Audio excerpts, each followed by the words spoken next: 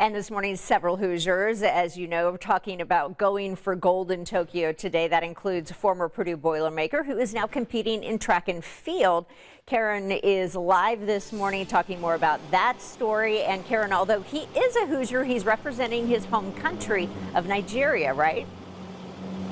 Yeah, Julia, that's right. His name is Chuk Enekwechi, and he is a Nigerian American, again, as you said, representing his country, Nigeria. Now, he's going to be competing in the preliminaries today for track and field, throwing that shot put. And if he places today, he says he hopes to make it to the finals, which are August the 5th, or actually 2 days from now. So, throwing the shot put, he said, you know, something that he hadn't really planned on doing, and making it to the Olympics, he said it took him a long time and a lot of hard work. Take a listen to this. Oh, there's your ball right there. There you go. Chuk Enekwechi was an Olympian in the making. He just didn't know it. Since high school, he says he knew he wanted to be athletic, lift weights, and be strong. PE teacher reached out to me. He saw that I was kind of a bigger kid. And he gave me a medical for track and field and asked if I wanted to throw the shot put. At the time, I didn't know what shot put was, but I just kind of joined anyway. And then he did his research. I jumped on YouTube, and I just kind of fell in love with it, seeing the Germans and even some of the American guys throwing it really far. With coaching his senior year, he started throwing 60 feet. Colleges and universities took notice. He landed at Purdue on an athletic scholarship. All right, come on.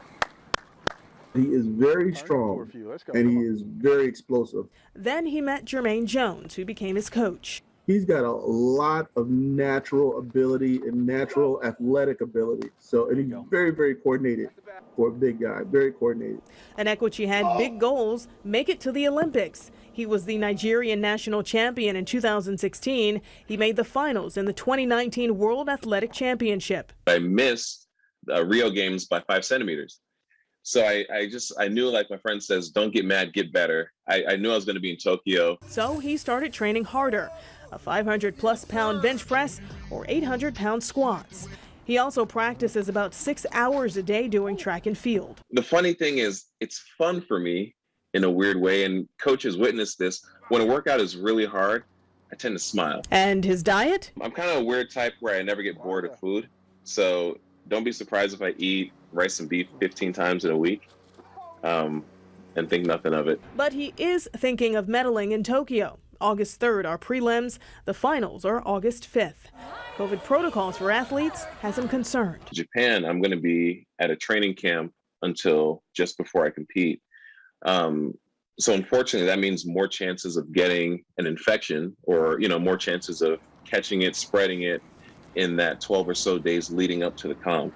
And if you catch it, you're in quarantine, and the 5-year journey is over. Let's go. Come on.